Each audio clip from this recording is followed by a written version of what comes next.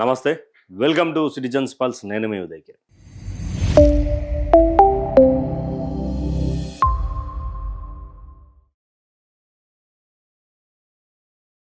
భారతీయ జనతా పార్టీకి ఘోరమైనటువంటి ఎదురుదెబ్బ.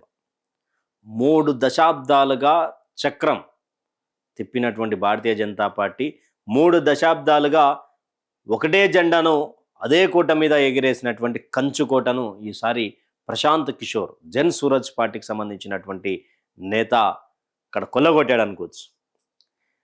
బీజేపీకి బిహారీ షాక్. ఎస్, ఎందుకు అంటే ఎన్నో ఏండ్ల నుంచి అక్కడ కంచుకోటగా ఉన్నటువంటి బీజేపీని ఈసారి జన్ సూరజ్ కొట్టింది. గతంలో ఎన్నికలు జరిగినటువంటి నేపథ్యంలో అక్కడ జన్ సూరజ్ ఖాతా తెరవలే. అప్పుడు ప్రశాంత్ కిషోర్ పోటీ ఏలే. ఆ తర్వాత ఒకసారిగా నితిన్ నబీన్ ఎవరైతే ఉన్నారో వాళ్ళ నాన్న నందకిషోర్ సిన్హా అక్కడి నుంచి పోటీ చేసి అక్కడ తర్వాత నితిన్ నబీన్ కంటిన్యూగా 30 ఏండ్ల పాటు బీజేపీని అక్కడ జెండా ఎగిరేసినటువంటి ఘనత నితిన్ నబీన్కు ఉంది. నితిన్ నబీన్ జాతీయ అధ్యక్షుడిగా ప్రకటించిన తర్వాత ఒకసారిగా దేశ రాజకీయాల్లో బీహార్ ఒక టాపిక్ అయిపోయింది. నితిన్ నబీన్ అంటే ఎవరు అనేది ఒక సెర్చ్ అయిపోయింది. సెర్చ్ ఇంజన్లో ఒక టర్మ్ అయిపోయింది. ఆ తర్వాత ఆయన రాజ్యసభకు పంపించి ఆ తర్వాత ఏదో చేద్దామని చూస్తూ ఉన్నటువంటి నేపథ్యంలో బంకీపూర్లో ఇక్కడ రాజీనామా చేసిండు. ఉప ఎన్నికలు వచ్చినాక ప్రశాంత్ కిషోర్ పోటీ చేస్తూ ఉన్నాడు. కాంగ్రెస్ వాళ్ళు పోటీ చేశారు, బీజేపీ వాళ్ళు పోటీ చేశారు. ఇక్కడ అన్యూహంగా 20,000 పైచీలకు మెజార్టీతోటి ప్రశాంత్ కిషోర్ గెలిచిండు. అందరూ కూడా బీజేపీ కోటబద్దలైంది అని అంటున్నారు. అదే అధికారంలో ఉన్నటువంటి అహంకారం మితిమీరినటువంటి నేతలకు చెంప చెల్లుమనేలా చెప్పు తీసుకొని కొట్టేటట్టు ఈడ వీడియో మనం ఈ ఒక రిజల్ట్ చూడొచ్చు. ఈ రిజల్ట్ ఏం చెప్తుంది అంటే బీజేపీ పార్టీకి సంబంధించినటువంటి ఎంపీ కుక్కని నిలబెట్టిన, పిల్లిని నిలబెట్టిన, ఎలుకని నిలబెట్టిన, దోమని నిలబెట్టిన, ఎవరిని నిలబెట్టినా భారతీయ జనతా పార్టీ కంచుకోట భారతీయ జనతా పార్టీ గెలుస్తారు. ఎట్లేస్తారు పిచ్చోళ్ళ జనాలేమన్నా? నితిన్ నబీన్ అంటే ఇష్టం, వాళ్ళ నాన్న అంటే ఇష్టం, పార్టీ అంటే ఇష్టం. ఎవరినో తీసుకొచ్చి నిలబెట్టి ఇక నువ్వు గెలువు అంటే గెలుస్తాడా? ఇప్పుడు నేను పోయి నిలబడతా, గెలుస్తానా? నువ్వు పోయి నిలబడతావు, గెలుస్తావా? నా కెమెరామెన్ నాయకు పోయి నిలబడతాడు, గెలుస్తాడా? ఇంకెవడెవడో నిలబెడతాం, గెలుస్తావా? రాజకీయాలల్లా ఇలాంటి ఉతార మాటలు మాట్లాడితే గిసొంటి రిజల్టే ఉంటుంది. ఎందుకు మాట్లాడుతున్నా అంటే గతంలో ఈడ నితిన్ నబీన్ స్థానంలో ఇంకొకరితో ఓడిపోయారు. ఇక్కడ ముఖ్యమంత్రిగా బాధ్యతలు స్వీకరించినటువంటి ఎన్టీ రామారావే తెలంగాణలో ఉన్నటువంటి మారుమూల నియోజకవర్గం కల్వకుర్తిలో గెలవాల్సినటువంటి సిచ్యువేషన్లు ఉన్నటువంటి సమయంలో నా చెప్పుని నిలబెట్టినా గెలుస్తుంది ఈడ టీడీపీ అన్నాడు. ఏడా కల్వకుర్తిలా అన్న తర్వాత బాగానే నా చెప్పు తీసుకొని అంటే చెప్పు నిలబెట్టినా గెలుస్తా అంటే ఒక ఫీలింగ్ ఉన్నప్పటికీ కూడా ఆయన మీద గెలిచినటువంటి వ్యక్తి చాలా చిన్న వ్యక్తి. ఎన్టీ రామారావు స్టేజ్ నుంచి మొదలు పెడితే ఆయన మీద కల్వకుర్తిలో గెలిచినటువంటి వ్యక్తి చిన్న వ్యక్తి. ఆయన చిత్తరంజన్ దాస్.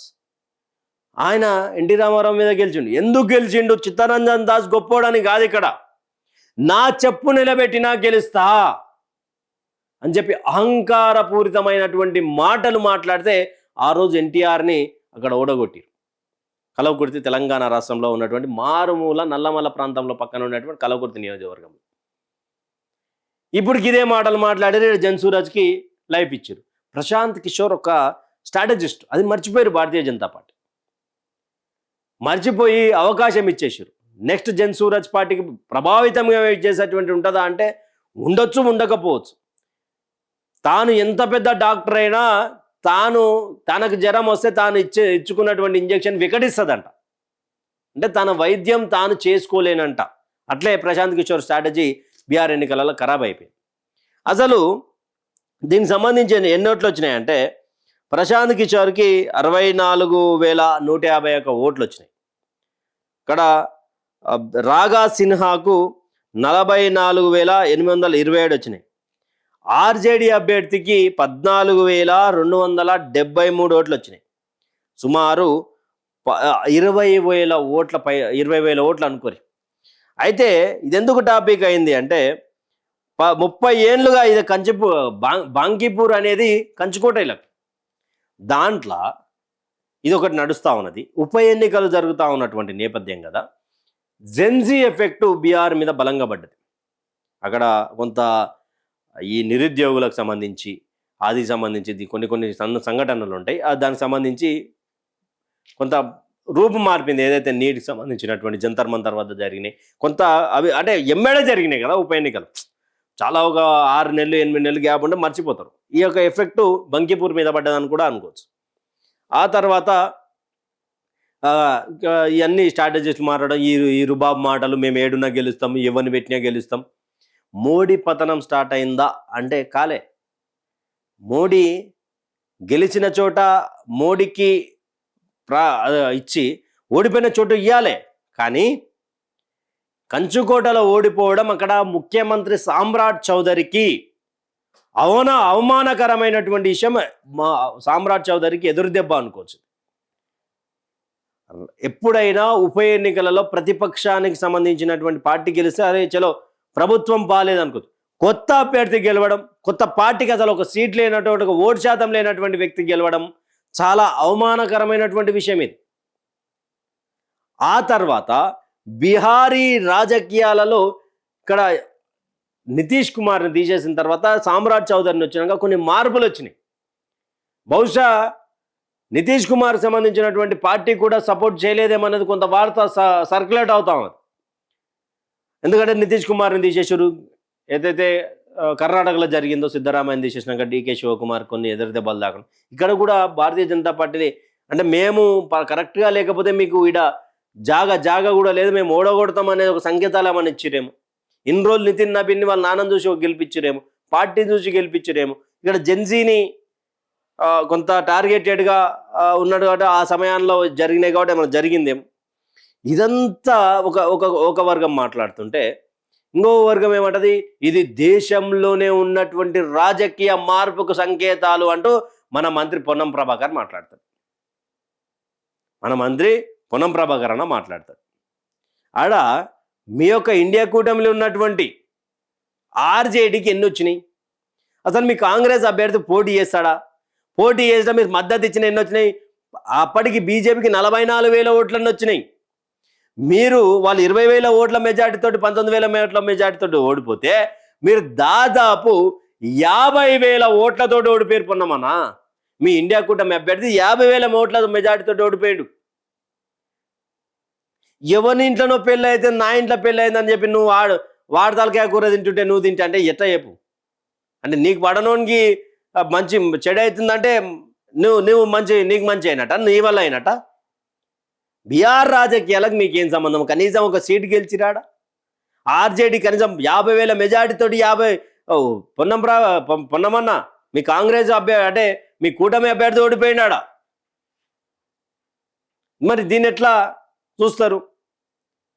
ఇదొక అంశం. అయితే దీంట్లోనే మరొక అంశం, వడోదరకు సంబంధించినటువంటి దాంట్లో బై ఎలక్షన్ జరిగింది. భారతీయ జనతా పార్టీ గెలిచిందాడ. ఓడిపోయిన కాడ హైలైట్ చేశారు, గెలిచిన కాడ హైలైట్ చేయలే. భారతీయ జనతా పార్టీ 2 ఉప ఎన్నికలు జరిగితే ఒకటి ఓడిపోయింది, ఒకటి గెలిచింది. బట్ 2022లో వచ్చినటువంటి మెజారిటీ కంటే ఈసారి తగ్గింది. అంటే భారతీయ జనతా పార్టీ కొన్ని మార్పులు తేవాల్సినటువంటి అవసరం ఉన్నది. భారతీయ జనతా పార్టీ మీద వ్యతిరేక పవనాలు వీస్తున్నాయి. భారతీయ జనతా పార్టీ ఎన్నో మార్పులు చేసుకోవాల్సినటువంటి అవసరం ఉన్నది. ఒంటెద్దు పోకడబోతామంటే యువత అంతా ముడికేసి తంతారు. ఇవన్నీ కూడా గమనించాల్సినటువంటి పరిస్థితి ఉంటుంది. బీహారీలో బీజేపీకి బలంగా షాక్ తాగడానికి కారణం ఎన్నో ఉన్నాయి. కానీ ఈ యొక్క అహంకారపూర్ణమైనటువంటి మాటలు ఏవైతే ఉన్నాయో అది ప్రధాన కారణం అంటూ కూడా చాలా వరకు రాజకీయ విశ్లేషకులు చెప్తా ఉన్నారు. మోడీ పతనానికి ఇదే పునాదా అంటే మోడీ పతనం మొదలు కావాల్సి ఉండే, కానీ ప్రతిపక్షంలో ఉన్నటువంటి నాయకుడు బలంగా లేడు కదా. ఈడ మోడీ ప్రతిపక్షం కాంగ్రెస్ కదా, కాంగ్రెస్ గెలిచి ఉంటే ఈడ సీనారియో వేరుంటుండే. ఎస్, కాంగ్రెస్ పుంజుకుంటుంది అంటుండే. కాంగ్రెస్ పార్టీ గెలవలే, కాంగ్రెస్ కూటమి అభ్యర్థి గెలవలే. జన్ సూరజ్ పార్టీకి సంబంధించినటువంటి ఒక స్ట్రాటజిస్టు రాజకీయ నాయకునిగా మారి ఆయన గెలిచినటువంటి సందర్భం. ఇది కాంగ్రెస్ ఖాతాలోకి ఎట్లా పోతుంది మరి ఇది? అంటే ఎవరింట్లో పుట్టినా నీ ఇంటి కోసం నీ పిల్ల కాదుగా. చూడాలి ఈ యొక్క అంశం మీద కాంగ్రెస్ నాయకులుగా ఇడ్డూరంగా వడ్డూరంగా ఎట్టమాడితే అట్లా మాట్లాడుతూ ఉన్నారు. ఓడిపోయింది అని మనం చూడాలి. అంటే నిజంగా బీజేపీకి అయితే చాగే. ఎందుకంటే కంచుకోటలో ఓడిపోవడం, 30 ఏళ్ళుగా అధికారంలో పార్టీ లేనప్పుడే గెలిచినటువంటి బీజేపీ ఇప్పుడు ఓడిపోయిందంటే దానికి అవమానకరమైనటువంటి పరిస్థితి. దీనికి సామ్రాట్ చౌదరి, నితిన్ నబీన్ బాధ్యత వహించాల్సినటువంటి పరిస్థితి ఉంటుంది. ఎందుకు ఓడిపోయినామనే రివ్యూ మీటింగ్ చేసుకోకపోతే అధికారం మొత్తానికే కోల్పోయేటువంటి సందర్భం ఉంటుంది. ఈ యొక్క విషయంపై మీ అభిప్రాయాన్ని కామెంట్ సెక్షన్లో కామెంట్ చేయండి. Thank you for watching state in with citizens pulse.